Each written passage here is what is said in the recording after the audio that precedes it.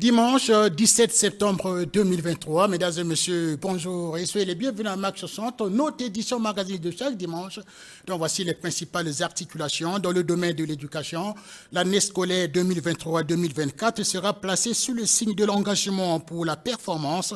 C'est l'une des recommandations de la 25e session du Conseil national de l'enseignement préscolaire, primaire et secondaire qui vient de se tenir à Brazzaville sous le thème « La bonne gouvernance du système éducatif comme facteur de l'amélioration des résultats scolaires.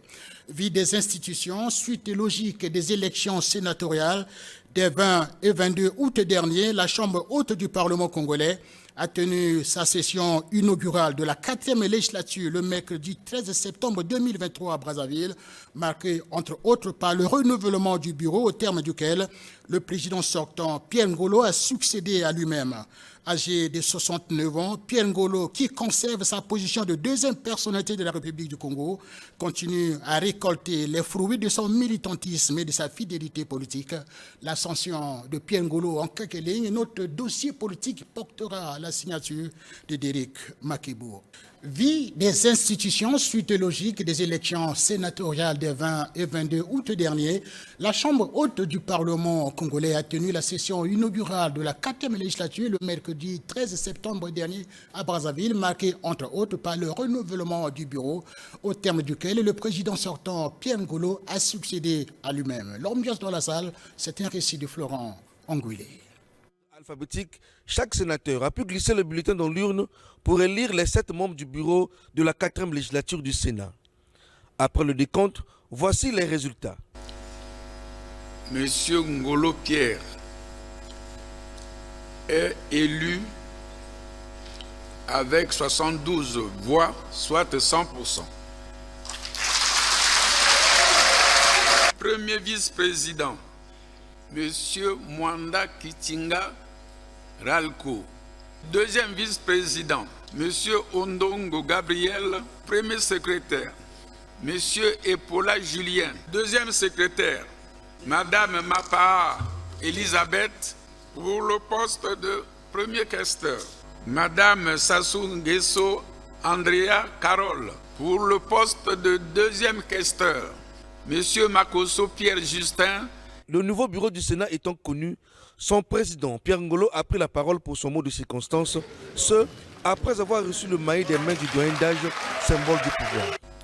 L'acte historique qu'ils viennent ainsi de poser au nom de l'Assemblée de la République me met certes en position de privilégié dont on ne peut qu'être fier, mais m'investit plus d'une lourde charge qui braque sur moi les exigences et les attentes des citoyens ainsi que de la nation. C'est pour moi l'occasion de remercier infiniment son Excellence Denis Sassou Nguesso, président de la République, chef d'État. À lui, merci. Grand merci pour la confiance renouvelée à mon égard. J'ai pleinement conscience de cette marque d'attention. Je lui dis merci. Grand merci pour tous les sacrifices qu'il a consentis et qu'il n'arrête de consentir pour le Congo et pour la démocratie que notre peuple s'est choisi comme voie de développement après une critique acerbe du système monopartite. Bien avant de commencer son allocution, Pierre Ngolo a fait observer 1 minute de silence en mémoire des Africains tués par le séisme au Maroc et par les inondations en Libye. Voilà, c'était le renouvellement du bureau du Sénat le mercredi 13 septembre dernier à Brazzaville, au terme duquel Pierre Ngolo a succédé à lui-même à la présidence du Sénat congolais. Il faut signaler qu'âgé de 69 ans, Pierre Ngolo, qui conserve dans sa posture de deuxième personnalité de la République du Congo, continue à récolter les fruits de son militantisme et de sa fidélité politique. L'ascension de Pierre Ngolo en quelques lignes, c'est le deuxième grand dossier de cette édition magazine qui porte la signature de Derek Makebo. Cité parmi les personnalités les plus influentes de la République du Congo de cette dernière décennie, plus connu sous sa casquette d'homme politique que celle de technocrate, Pierre Ngolo, le fils d'Henri Atipo et d'Henriette Ikani, qui a vu le jour le 27 juin 1954 à Etoro, dans la sous-préfecture de Gamboma, dans le département des Plateaux, est l'un des rares de sa génération à avoir grandi avec le bâton de commandement en main. En effet, après un cursus régulier qui lui a permis de franchir les différents échelons des cycles primaires et secondaires, Pierre Ngolo a obtenu son bac en 1975 dans la première promotion des bacheliers du lycée Salvador Allende de Makwa dans le département de la Cuvette. Peu avant d'obtenir son bac, Pierre Ngolo fit ses premiers pas en politique en adhérant à l'UGC, l'Union de la jeunesse socialiste congolaise, organisation juvénile affiliée au Parti congolais du travail dont il avait assumé les fonctions de premier secrétaire au lycée Salvador Allende de Makwa. Il est âgé de 21 ans, consciencieux et ayant compris, comme nombre de sa génération, que le secret de la réussite à l'école réside dans l'assiduité au cours et dans la discipline. Que le fils d'Henri Atipo et Henriette Ikani mit son cœur à l'ouvrage et obtint avec succès une licence à l'université Mariengwabi, puis une maîtrise à l'université de Reims, Champagne, Ardennes en France. À peine a-t-il fait ses premiers pas dans la fonction publique comme professeur de philosophie entre 1978 et 1981, soit entre 24 ans et 27 ans, Pierre Ngolo a été très vite récupéré par les hauts cadres de l'époque qui avaient décelé en lui les qualités d'un jeune cadre intègre et d'un manager averti. Aussi, ceux de sa génération ne furent-ils point étonnés d'apprendre en 1993, soit à l'âge de 39 ans, que Pierre Ngolo a été nommé directeur de cabinet du ministre de la Jeunesse et des Sports de l'époque. Fort de ses qualités de pédagogue, il a été promu inspecteur de lycée en 1995, mais pour combien de temps? Car celui que l'on désignera désormais par ancien professeur de philosophie, formaté par le moule du marxisme, léninisme dans les rangs de l'UGC, très convoité par les animateurs de la superstructure, ne restera pas longtemps aux sollicitations politiques. C'est ainsi qu'après avoir pris part et s'être fait distinguer à la Conférence nationale souveraine en 1991, Pierre Ngolo commença la carrière de parlementaire d'abord en qualité de député de la circonscription d'Ongoni dans le département des Plateaux, puis de la première circonscription dans l'arrondissement 5 Windy à Brazzaville. Tour à tour, il assuma de 1998 à 2005 les fonctions de premier secrétaire du Conseil national de transition, puis celle de premier secrétaire de l'Assemblée nationale. Il est âgé de 37 ans. C'est l'aurore d'une ascension fulgurante que le fils d'Ongo doit à son militantisme et à sa fidélité politique.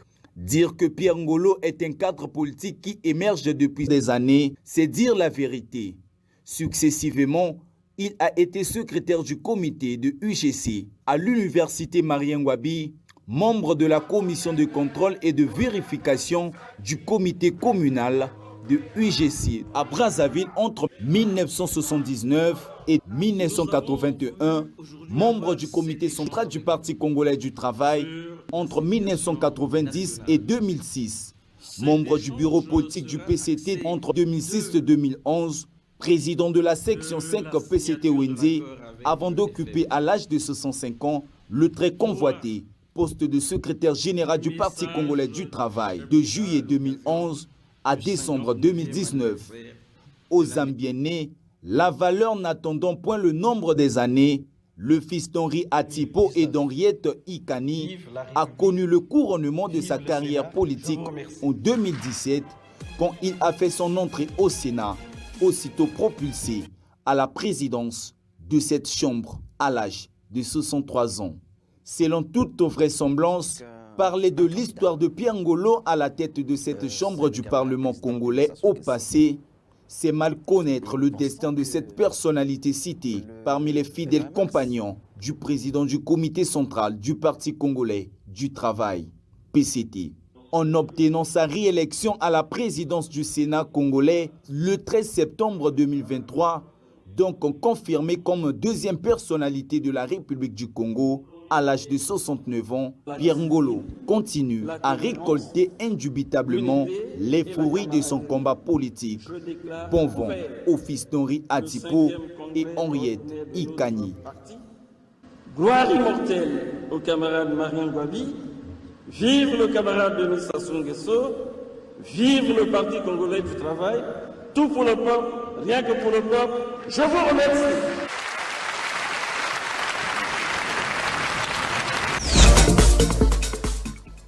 Voilà, en quelques lignes, l'ascension de Pierre Ngolo, le président du Sénat congolais qui vient de succéder à lui-même. En tout cas, la tâche est certes rude, mais pas impossible.